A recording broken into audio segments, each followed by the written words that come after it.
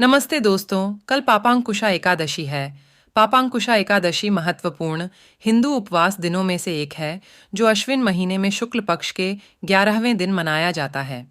इसीलिए यह त्योहार अश्विन शुक्ल एकादशी के नाम से भी लोकप्रिय है।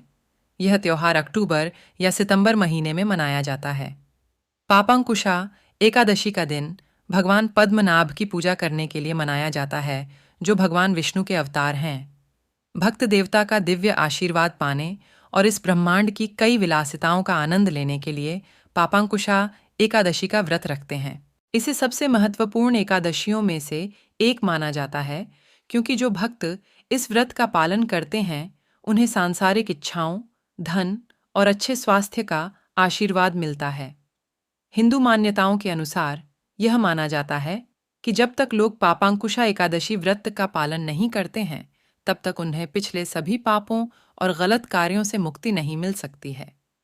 यह भी माना जाता है कि इस व्रत का पुण्य और लाभ कई अश्वमेघ यज्ञ और सूर्य यज्ञ करने से मिलने वाले लाभ के बराबर होता है। दोस्तों, इस वीडियो में हम जानेंगे पापांकुशा एकादशी की विधि क्या है, पापांकुशा एकादशी का क्या महत्व है, पापांकुशा एकादशी की पौराणिक कथा क्या है। और हाँ दोस्तों, वीडियो शुरू करने से पहले आपसे एक अनुरोध है कि अगर आपको मेरी प्रस्तुति अच्छी लगे तो वीडियो को लाइक, शेयर, कमेंट जरूर करें। अगर आप चैनल पर नए हैं तो चैनल को सब्सक्राइब करना ना भूलें। तो आइए बढ़ते हैं अपनी वीडियो की तरफ। पापांकुशा एकादशी की विधि। इस विशेष दिन पर भक्त मौन व्रत या कठोर पापांकुशा व्रत का पालन करते हैं। भक्तों को सुबह जल्दी उठना होगा और स्नान करने के बाद साफ कपड़े पहनना होगा।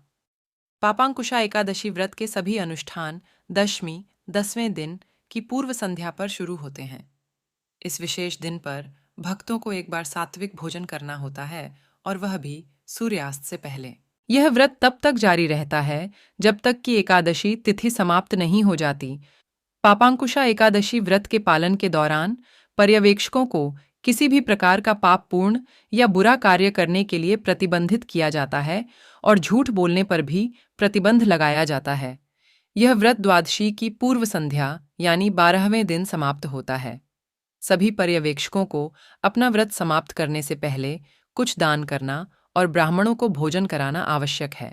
भक्तों को रात के साथ साथ दिन में भी सोने की अनुमति नहीं है। उन्हें भगवान विष्णु को प्रसन्न करने के लिए अपना पूरा समय मंत्रों का जाप करने में व्यतीत करना चाहिए।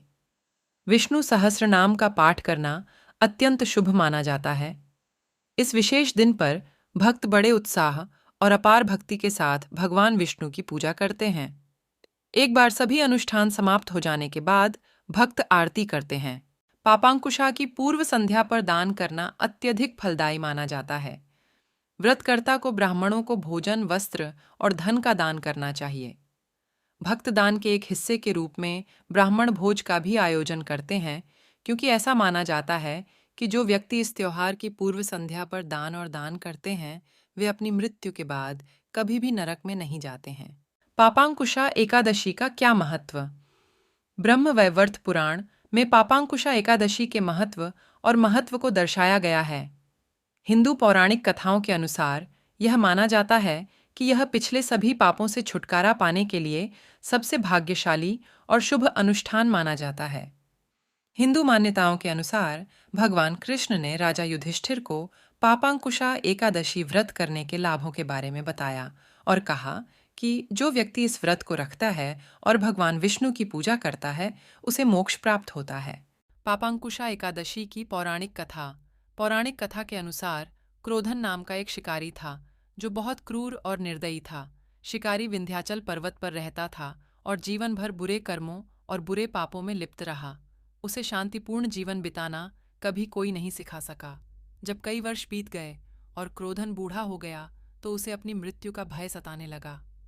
वह अपने पापों और बुरे कर्मों के कारण मृत्यु के बाद होने वाले दर्द को लेकर बेहद चिंतित था। अपने पिछले कर्मों और पापों के लिए क्रोधन एक प्रसिद्ध ऋषि अंगिरा के पास गया, जो जंगल में रहते थे। उसने ऋषि से मदद मांगी और उनसे वह रास्ता ढूंढने को कहा, जिससे वह अपने सभी पापों से छुटकारा पा सके।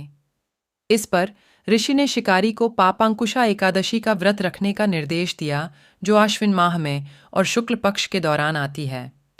क्रोधन ने सभी अनुष्ठान किए और ऋषि के बताए अनुसार पापांकुशा एकादशी व्रत भी किया। शिकारी को भगवान विष्णु का आशीर्वाद मिला और उसे अपने पिछले सभी बुरे कर्मों से छुटकारा मिल गया और इस तरह मोक्ष प्राप्त हुआ। उस समय से भक्त पिछले पापों को खत्म करने और मोक्ष प्राप्त करने के लिए उपवास रखते हैं और पूजा अनुष्ठान करते हैं। पापांकुशा एकादशी के मंत्र कथा के बाद ओम नमो नारायणाय नमः, ओम नमो भगवते वासुदेवाय नमः का जाप करें। इसके साथ साथ ओम नमो भगवते वासुदेवाय मंत्र, विष्णु सहस्रनाम स्तोत्रम, विष्णु अष्टोत्रम भी सुने तो और अच्छी बात है। उम्मीद है दोस्तों आपको मेरी ये प्रस्तुति अच्छी लगी होगी। धन्यवाद।